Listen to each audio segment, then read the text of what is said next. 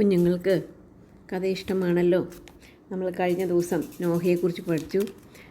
നോഹ ഒരു പെട്ടകം ഉണ്ടാക്കി, പെട്ടകത്തിൽ കടന്നു. മഴ പെയ്തു തുടങ്ങി. വെള്ളം ഭൂമിയിൽ 150 ദിവസം പൊങ്ങിക്കൊണ്ടിരുന്നു. അപ്പോൾ 150 ദിവസം പൊങ്ങിക്കൊണ്ടിരുന്നപ്പോൾ ഇവർ നോഹയും കുടുംബവും ഈ മൃഗങ്ങളും ഒക്കെ ഈ പെട്ടകത്തിൻ്റെ അകത്താണ്. ദൈവം നോഹയും കുടുംബത്തെ ഓർത്തു. അതിനുശേഷം ഒരു കാറ്റടിപ്പിച്ചു, വെള്ളം നിലച്ചു. അത് വെള്ളം കുറഞ്ഞു തുടങ്ങി. വെള്ളം ഭൂമിയിൽ നിന്ന് ഇറങ്ങിക്കൊണ്ടിരുന്നു. ഏഴാം മാസം 17-ാം തീയതി പെട്ടകം അരാരാത്ത് പർവ്വതത്തിൽ ഉറച്ചു. മഴ നിന്നു, വെള്ളവും കുറഞ്ഞു. അപ്പോൾ അരാരാത്ത് പർവ്വതത്തിൽ അത് എന്നാലും നിലത്തിറങ്ങാറായിട്ടില്ല. പിന്നെയും 40 ദിവസം കഴിഞ്ഞ ശേഷം നോഹ പെട്ടകത്തിൽ ഉണ്ടാക്കിയിരുന്ന കിളിവാതിൽ തുറന്നിട്ട് ഒരു മലങ്കാക്കയെ പുറത്തേക്ക് വിട്ടു. കാക്ക വന്നും പോയിക്കൊണ്ടിരുന്നു. അതിനുശേഷം കുറച്ച് കഴിഞ്ഞപ്പോൾ ഒരു പ്രാവിനെ പുറത്തു വിട്ടു. പ്രാവിനെ ആദ്യം പുറത്തു വിട്ടപ്പോൾ പ്രാവ് പോയിട്ട് വെള്ളം കാരണം അതിൻ്റെ കാല് നിലത്തൊന്ന് വയ്ക്കുവാൻ സ്ഥലമില്ലായതുകൊണ്ട് അത് വേഗം തിരിച്ചു വന്നു.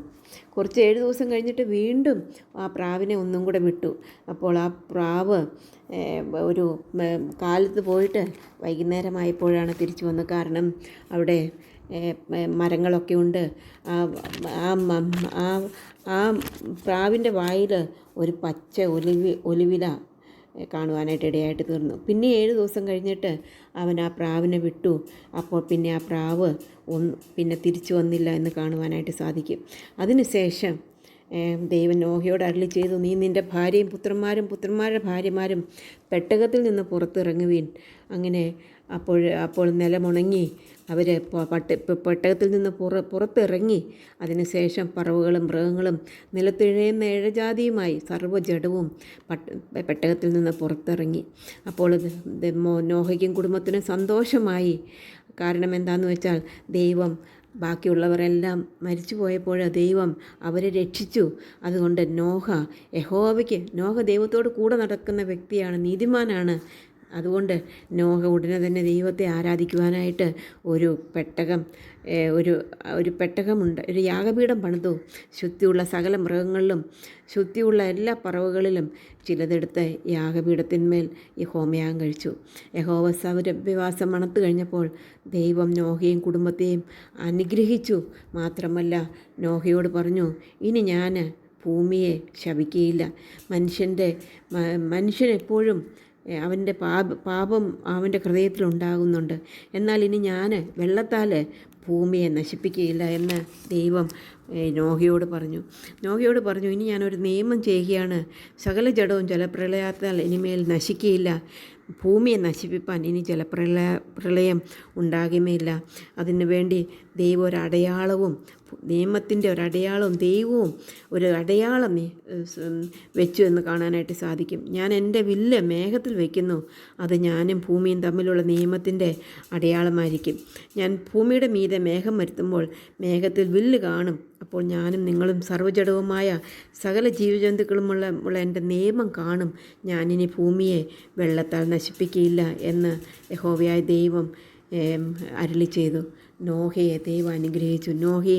നോഹയുടെ മക്കളെയും ദൈവം അനുഗ്രഹിച്ചു. അവരോട് പറഞ്ഞു, ഇനി നിങ്ങൾക്ക് ഞാൻ ഭൂമിയിൽ നിങ്ങൾക്ക് ആഹാരമായിട്ട് ഭൂചര ജന്തുക്കളൊക്കെയും നിങ്ങൾക്ക് ആഹാരമായിരിക്കണം. പച്ച സസ്യം പോലെ ഞാൻ സകലവും നിങ്ങൾക്ക് തന്നിരിക്കുന്നു. ഭൂമിയിലുള്ളതിനെയും ദൈവം മനുഷ്യർക്ക് കൊടുത്തു. മനുഷ്യരോട് പറഞ്ഞു, നിങ്ങൾ ഇതിനെ വാഴുക, ഇതിനെ അടക്കി വാഴുക, ഇത് സകലവും നിങ്ങൾക്ക് തന്നിരിക്കുകയാണ്. അതുകൊണ്ട് അത് മാത്രമല്ല, നിങ്ങൾ ഇവിടെ പെറ്റ് പെരുകി ഭൂമിയിൽ നിറയുക. ഞാനിത് നിങ്ങൾക്ക് ഭൂമിയെ തന്നിരിക്കുന്നു. അങ്ങനെ യഹോവയായ ദൈവം നോഹയും പുത്രന്മാരെ അനുഗ്രഹിച്ചു എന്ന് കാണുവാനായിട്ട് സാധിക്കും. കാരണം യഹോവയുടെ ദൈവത്തിൻ്റെ സ്വരൂപത്തിലാണല്ലോ മനുഷ്യനെ ഉണ്ടാക്കിയതാകിയാൽ നിങ്ങൾ സന്താനപുഷ്ടിയുള്ളവരായി പെരുകുവിൻ, ഭൂമിയിൽ അനവധിയായി പെരുകുവിൻ.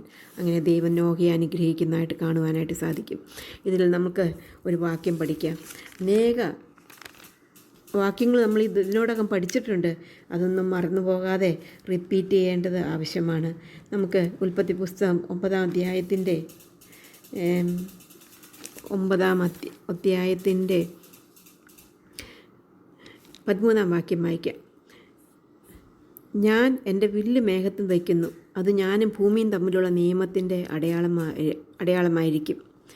അപ്പോൾ ഞാൻ എൻ്റെ വില്ല് മേഘത്തിൽ വയ്ക്കുന്നു. ദൈവം ഒരു അടയാളം നമുക്ക് തന്നാണ്. അപ്പോൾ ദൈവം സർവശക്തനാണ്, ജീവനുള്ളവനാണ്. മഴവില്ല് നമ്മൾ കാണാറുണ്ട്. അതെന്താണ്? ദൈവം മനുഷ്യന് കൊടുത്ത അടയാളമാണ്. അപ്പോൾ മഴവില്ല് കാണുമ്പോഴും നമ്മളും എന്തോർക്കണം? നമ്മുടെ ദൈവം ജീവിക്കുന്നവനാണ്, സർവശക്തനാണ്. ഇന്നും മഴവില്ലുണ്ട്. അപ്പോൾ ആ മഴവില്ല് മനുഷ്യന് കൊടുത്ത അടയാളമാണ്. നമുക്ക് ആ വാക്യം ഒന്നും കൂടെ പഠിക്കാം. ഉൽപ്പത്തി പുസ്തകം 9-ാം അധ്യായത്തിൻ്റെ 13-ാം വാക്യം. നിയമത്തിൻ്റെ അടയാളമാവിത്, ഞാൻ എൻ്റെ വില്ല് മേഘത്തിൽ വയ്ക്കുന്നു, അത് ഞാനും ഭൂമിയും തമ്മിലുള്ള നിയമത്തിൻ്റെ അടയാളമായിരിക്കും. ഇതിൽ അനേക നല്ല പാഠങ്ങൾ നമുക്ക് പഠിക്കുവാനുണ്ട്. ദൈവം മനുഷ്യനെ സ്നേഹിക്കുന്ന ദൈവമാണ്. അതുകൊണ്ട് മനുഷ്യന് ഒത്തിരി ദിവസം ആ പെട്ടകത്തിൽ കിടന്നപ്പോൾ ദൈവം മനുഷ്യനെ ഓർത്തു. മഴ നിർത്തി, അതുപോലെ തന്നെ കാറ്റടിപ്പിച്ച് വെള്ളമില്ലാതെയാക്കിയെന്ന് കാണുവാനായിട്ട് സ്നേഹവാനായ ദൈവം. രണ്ടാമതായിട്ട് നമുക്ക് കാണാനായിട്ട് സാധിക്കും,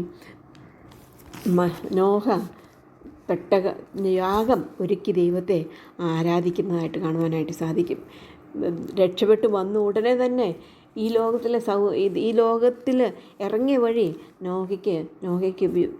നോഹയുടെ മനസ്സ് ദൈവത്തെ ആരാധിക്കുവാനായിട്ട് നോഹ ദൈവത്തെ ആരാധിച്ചു, സ്തുതിച്ചു, അവന് യാഗപീഠം പണിതു, മൃഗങ്ങളെ യാഗം കഴിച്ചു എന്ന് കാണുവാനായിട്ട് സാധിക്കും. മൂന്നാമതായിട്ട് നമുക്ക് കാണാനായിട്ട് സാധിക്കും, നോഹയുടെ ആരാധനയെ ദൈവം മാനിച്ചു, ദൈവം ആരാധനയിൽ സന്തോഷിച്ചു, അത് ദൈവത്തിന് പ്രസാദമായി തീർന്നു എന്ന് കാണുവാനായിട്ട് സാധിക്കും. നാലാമതായിട്ട് നോഹയെയും നോഹയുടെ മക്കളെയും ദൈവം അനുഗ്രഹിക്കുകയും അവർക്ക് ഈ ഭൂമിയിലുള്ളതെല്ലാം ആഹാരമായിട്ട് കൊടുക്കുകയും ചെയ്യുന്നു. അഞ്ചാമതായിട്ട് ദൈവം മനുഷ്യന് വേണ്ടി ഒരടയാളം മേഘത്തിൽ വെച്ചു. അത് മനുഷ്യനത് കാണുമ്പോഴെല്ലാം യഹോവയുടെ അടയാളമായിട്ട് മനസ്സിലാക്കുവാനായിട്ട് സാധിക്കും. യഹോവയ്ക്കും അത് മനുഷ്യനോടുള്ള അടയാളമായിട്ട് ഇരിക്കുന്നു. അങ്ങനെ മനുഷ്യന് വേണ്ടി ഒരു അടയാളം ദൈവം വയ്ക്കുന്നു. നമുക്ക് പ്രാർത്ഥിക്കാം. സ്നേഹവാനായ ദൈവമേ, ഈ നല്ല ദിവസത്തിനായിട്ട് ഞങ്ങൾ നിന്നെ സ്തുതിക്കുന്നു. നിൻ്റെ മക്കളായ ഞങ്ങൾക്ക് ഇന്ന് തന്ന പാഠത്തിനായിട്ട് സ്തോത്രം. ഞങ്ങളെ കരുതുന്ന, സ്നേഹിക്കുന്ന സർവശക്തനായ ദൈവം അങ്ങ് ജീവിക്കുന്നു, അതോർത്ത് സ്തോത്രം. ഈ ലോകത്തിൽ കർത്താവിൻ്റെ മക്കളായിട്ട് വിശ്വസ്തരായിട്ട് കർത്താവിനെ ആരാധിച്ച് സ്തുതിച്ചും കൊണ്ട് ജീവിപ്പാൻ ഞങ്ങളെ സഹായിക്കണം. ഞങ്ങളുടെ പ്രാർത്ഥന കേട്ടുകൊണ്ട് സ്തോത്രം. എല്ലാം കർത്താവിൻ്റെ നാമത്തിൽ താഴ്മ വിനയമായിട്ട് അപേക്ഷിക്കുന്നു. ആമീൻ. കുഞ്ഞുങ്ങൾക്ക് കഥയെ ഇഷ്ടപ്പെട്ടെങ്കിൽ എന്ത് ചെയ്യണം? ഷെയർ ചെയ്യണം, സബ്സ്ക്രൈബ് ചെയ്യണം. May God bless you all. Bye bye.